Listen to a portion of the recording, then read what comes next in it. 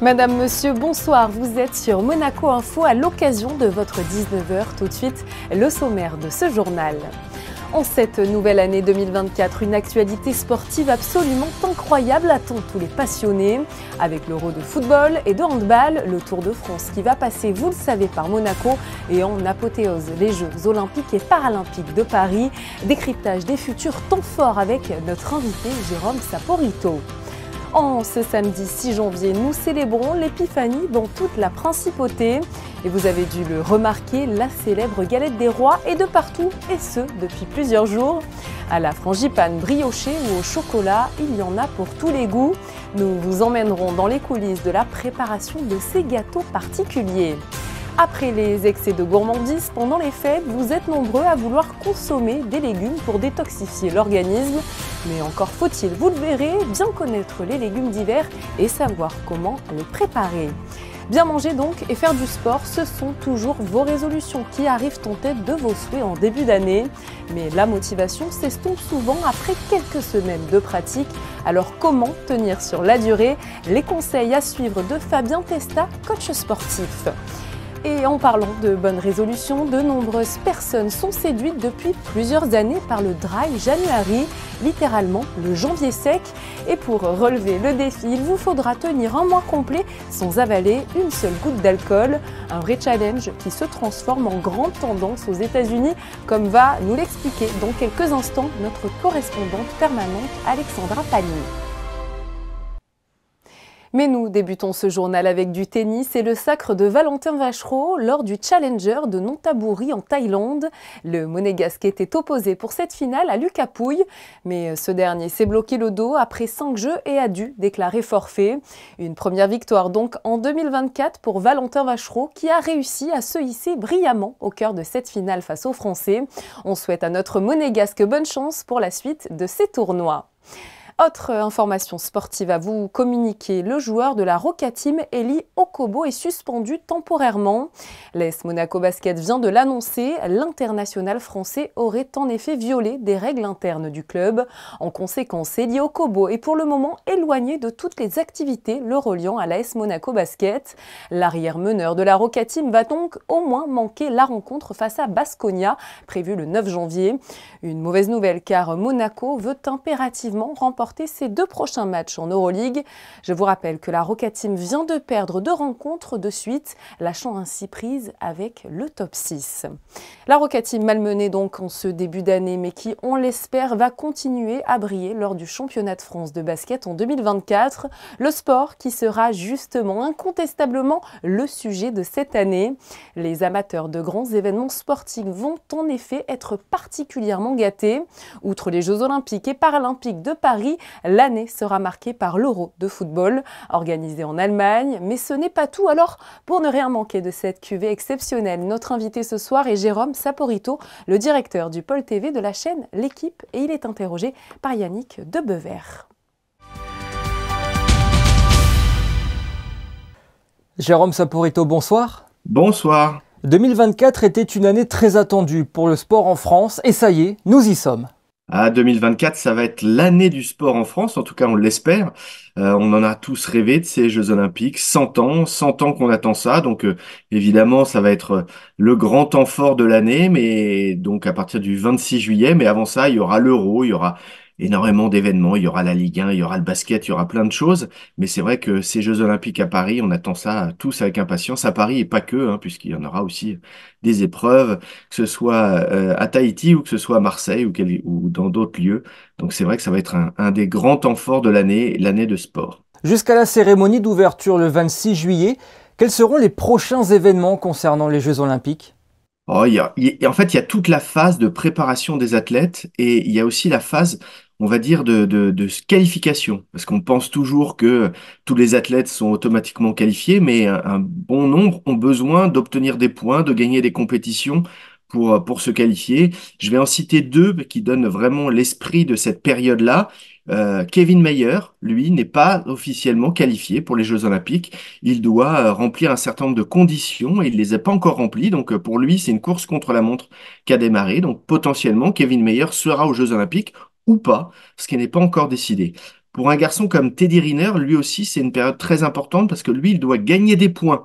Et gagner des points, il est qualifié pour les Jeux Olympiques, mais il doit gagner des points pour être tête de série, pour s'éviter une journée où il va pouvoir affronter, on va dire, des athlètes avant les demi-finales et finales qui seront des athlètes à sa portée tout de suite. Alors que s'il n'a pas le bon nombre de points, il peut tomber sur le numéro 2 mondial ou le numéro 1 mondial dès le premier combat. Et donc là, on imagine une journée très délicate. Au-delà des Jeux, quelles seront les autres grandes manifestations en 2024 ? Je crois qu'il y aura un début d'année assez chargé entre patinage, handball, rugby, foot et biathlon, évidemment aussi sur la chaîne L'Équipe. On va être rythmé par, oui, vous l'avez dit, le biathlon. Il y a 3 étapes de Coupe du Monde en janvier. Il y a les championnats du monde en République tchèque. Et là aussi, il va y avoir un parfum de revanche pour les athlètes français. Et puis après, très vite, on va basculer sur le foot, la Ligue des Champions, qui est toujours un temps fort, la Ligue Europa également. Et en ligne de mire, l'Euro, qui va être aussi quelque chose de très important parce qu'on est en année paire. Donc, qui dit année paire dit Euro ou Coupe du Monde. Donc, l'Euro, à partir du 14 juin, va être un temps fort aussi qu'on va suivre sur la chaîne. Ces dernières années, il y a de plus en plus de compétitions et de sports différents sur la chaîne L'Équipe. Est-ce que vous êtes fiers de ça ? Oui, et particulièrement une année olympique. Quand on diffuse l'équipe de France de basket 3-3, le triathlon, voilà, l'aviron, le tennis de table, les frères Lebrun, voilà, ça donne tout son sens quand on est encore plus dans une année olympique parce que tous ces athlètes-là, on va tous les scruter entre le 26 juillet et le 11 août, mais nous, notre mission, c'est d'acculturer les Français à cela en amont pour qu'à un moment donné, ils puissent se dire oui, alors je connais les frères Lebrun. Alors Alexis et Félix. Alexis c'est le grand, Félix c'est le petit. Mais j'ai envie de suivre leurs résultats, même si je suis pas un spécialiste de tennis de table. Quand arrive le temps des Jeux Olympiques, il y a toujours ce moment un peu magique où on va suivre un athlète qui vient d'un sport dont on n'avait jamais entendu parler ou on n'avait peut-être jamais regardé avant. Voilà, c'était le cas il y a à Tokyo en 2021. On s'était passionné pour un dénommé Jean Quincampoix qui fait du tir. Voilà, on n'est pas les plus grands spécialistes, enfin en tout cas moi je ne le suis pas, du tir olympique. Ben là ça va être à peu près la même chose. On a cette mission-là d'acculturer les Français à qui seront les grandes stars et les grandes vedettes de ces Jeux olympiques. On parlait de Kevin Mayer, on va suivre aussi toute la saison d'athlétisme avec les championnats de France qui seront fin juin, qui seront le dernier moment de ces préparatifs. L'athlétisme est le sport roi en France. On sait que en France, on n'est pas dans la meilleure génération possible avec ces athlètes parce que les dernières compétitions étaient un peu difficiles en termes de médailles, mais on va espérer voir apparaître voilà, un futur champion ou une future championne pour défendre les couleurs de la France. On suivra ça évidemment avec beaucoup d'intérêt ici en Principauté. Merci beaucoup Jérôme Saporito d'avoir été avec nous. Merci à vous et bonne année à tous les téléspectateurs de Monaco Info. En cette journée spéciale où l'on célèbre l'Épiphanie, la traditionnelle galette des rois est particulièrement mise à l'honneur. Classique à la frangipane ou bien brioche sucrée, pour laquelle penchez-vous le plus cette année? Vos réponses tout de suite au micro d'Anaïs Riu et Olivier Bonello. J'aime pas trop la pâte d'amande, mais voilà. Une autre partie de la famille préfère la pâte d'amande, préfère la vraie, donc on va prendre une et une. Et bien pourquoi se priver? Les deux sont très bonnes. C'est vrai, mais pas une petite préférence. Non, frangipane. Frangipane, oui. On reste sur les classiques. Tout à fait. Moi j'aime les deux. Je n'aime pas l'amande déjà dans la frangipane, donc j'étais habituée. Petite, j'ai toujours mangé la galette des rois. Je préfère frangipane. Pourquoi je déteste? Parce qu'elle se dessèche tout de suite, elle n'a pas de goût, elle est fade. Donc la brioche Ben oui, alors que l'autre, vraiment, quelle saveur la frangipane. Moi je vais prendre la brioche avec les fruits confits dessus. Et l'autre la frangipane parce que moi j'y tiens pas trop à cause de la pâte d'amande. Mais vous prenez Voilà. quand même les deux. Oui, parce que nous avons des amis, alors comme ça ils auront le choix. Alors apparemment, on l'a entendu, vous les aimez toutes, qu'elles soient la frangipane ou briochée, mais savez-vous comment ces galettes sont-elles fabriquées? Une équipe de Monaco Info s'est glissée dans les coulisses de leur conception en Principauté. Un reportage de Vanessa Dessy sur des images d'Alban Gingembre. Au-delà d'une fête religieuse, l'Épiphanie, c'est l'occasion de pouvoir se retrouver le temps d'un moment convivial et chaleureux. Que l'on soit plutôt amateur de la recette traditionnelle ou adepte des revisités, la galette rassemble toutes les générations autour de la quête de la fève. On met une fève traditionnelle dans chaque galette déjà, le haricot sec. Et ensuite on met une fève originale. Cette année on a des doudous par exemple.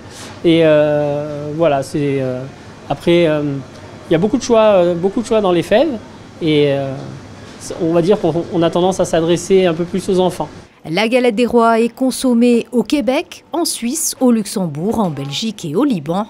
Mais pour une expérience encore plus gourmande, rien ne vaut l'expertise et le savoir-faire d'un chef de talent français. Les chefs pâtissiers, c'est français parce que on a une différence énorme sur la pâtisserie entre l'Italie et la France. Et d'italien, je vous dis que la pâtisserie française, il y a une touche meilleure, on va dire, que la pâtisserie italienne, que c'est plus basique. Je pense que le secret, c'est la farce, c'est la façon de faire la farce. Nous, on fait ça maison, on a notre pâtissier qui ne me relève pas tous les secrets. La galette des rois permet de commencer l'année en beauté et tout en gourmandise.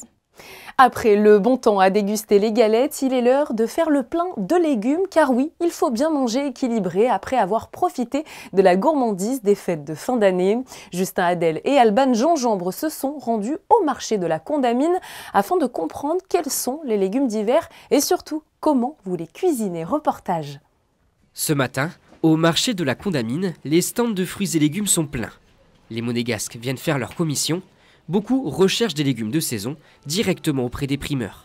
Ces derniers proposent de nombreux choix. Les topinambours, les panais, les choux verts, tout ce qui fait les potages. La courge rouge aussi, c'est très bon pour faire des veloutés, pour faire des gratins, voilà. Des légumes d'hiver appréciés par les locaux, notamment pour les soupes. Mais comment les cuisinez-vous? Nous en avons profité pour vous poser la question. Tout d'abord en potage.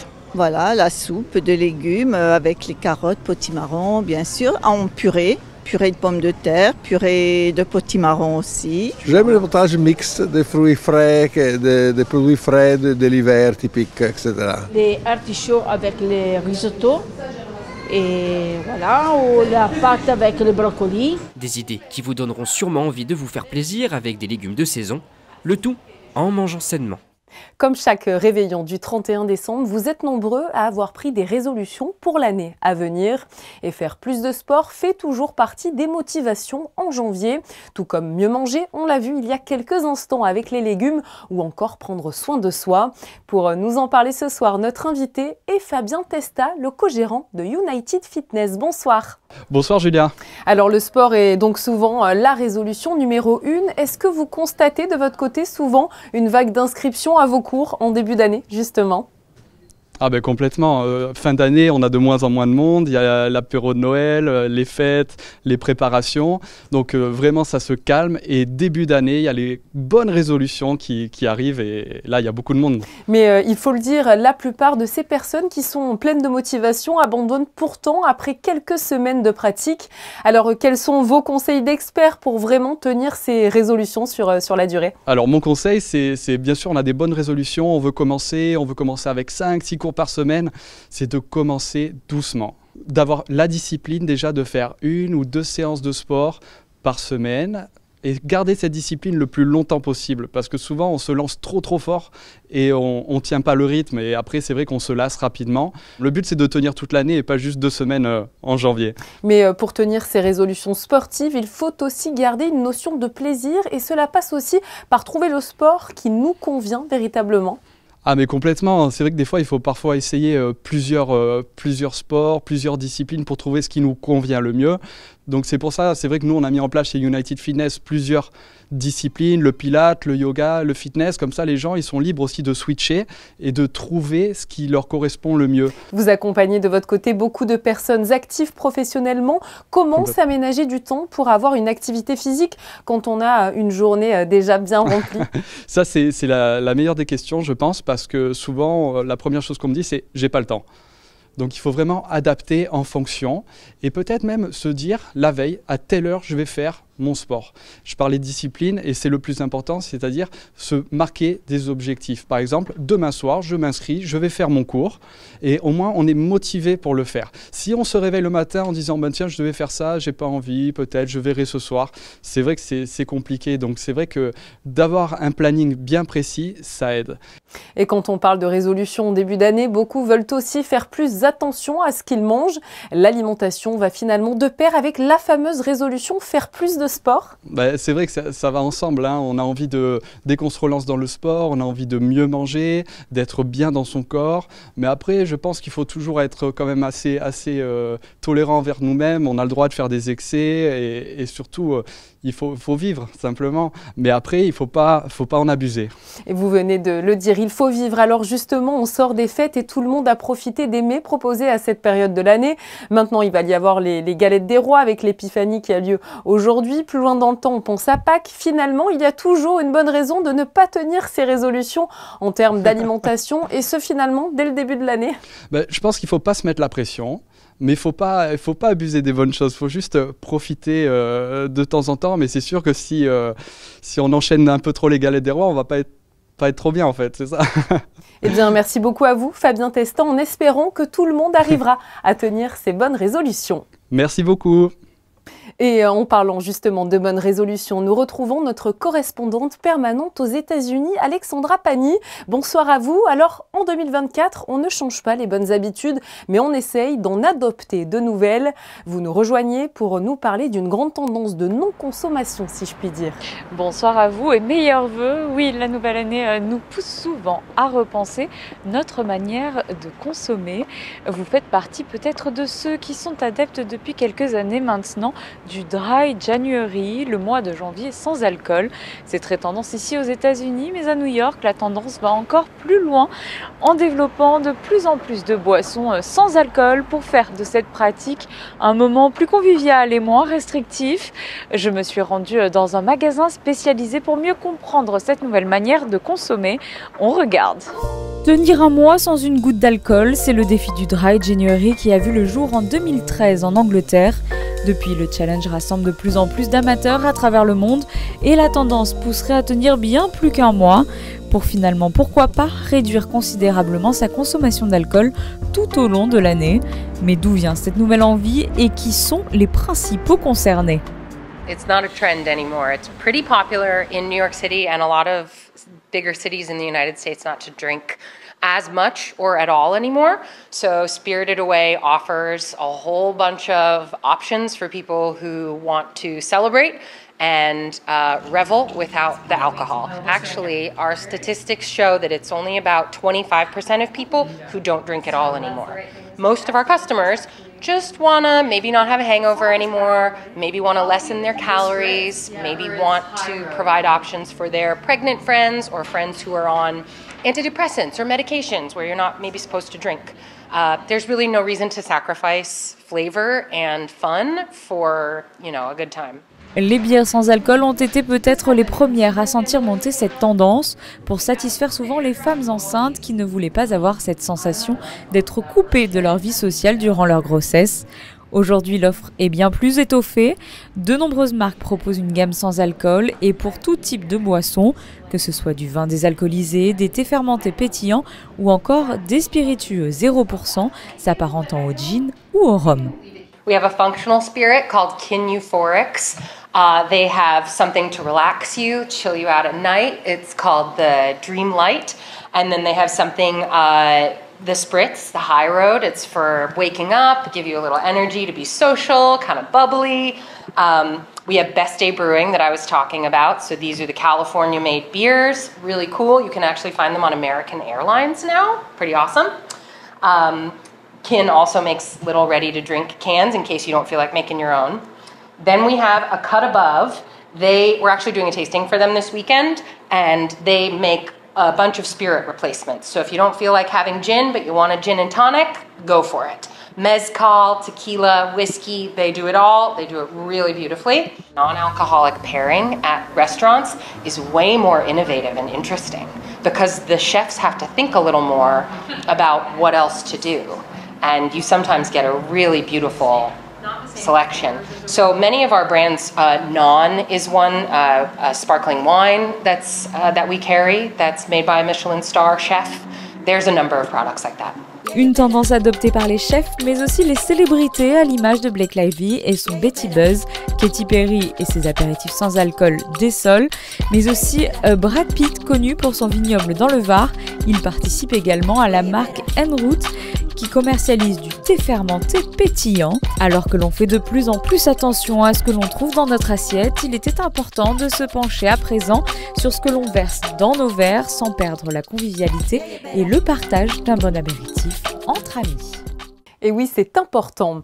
Allez, avant de terminer ce journal, nous faisons le point sur vos prévisions météo. Justin Hadel, pour demain, le temps sera-t-il similaire à celui de ces derniers jours? Bonsoir. Bonsoir Julia, bonsoir à tous. Après une journée pluvieuse hier et un temps nuageux aujourd'hui, demain, la principauté cohabitera toujours avec des nuages. Sans le soleil, la fraîcheur se fera un peu plus ressentir, 11 degrés en moyenne toute la journée avec un ressenti pouvant descendre jusqu'à 7 degrés. Un léger vent sera aussi au rendez-vous et pour ceux qui en cette fin de week-end souhaiteraient faire leur premier bain de mer de l'année, le thermomètre de l'eau affichera les 15 degrés. À titre de comparaison, en août dernier, il pouvait atteindre régulièrement les 28 degrés. Demain, le soleil se lèvera à 8h02 et se couchera à 17h10. En ce dimanche 7 janvier, n'oubliez pas de souhaiter une bonne fête au Raymond, mais aussi au Cédric et au Virginie. Petite pensée à Lewis Hamilton, pilote de Formule 1 et résident à Monaco, qui fête demain ses 38 ans. Le mauvais temps qui, on l'espère, ne va pas vous empêcher de profiter de la toute dernière journée du marché de Noël. Pendant un mois, vous avez pu découvrir les animations féeriques proposées sur le port Hercule. Des chalets pour faire vos cadeaux de Noël, aux gourmandises à déguster, en passant par les manèges. Cette édition 2023 fut riche d'animations pour tous les visiteurs. Fermeture officielle donc demain. Profitez de ces derniers instants. Je vous propose de refermer ce journal avec les clichés de notre photographe Manuel Vitali. Il s'est rendu hier à l'entraînement de l'AS Monaco FC. Le club monégasque va en effet affronter Lens ce dimanche dans le cadre des 32e de finale de la Coupe de France. Un entraînement pour préparer ce match sous la pluie, vous allez le voir, mais avec le sourire. L'occasion également de vous présenter la nouvelle recrue des Rouges et Blancs.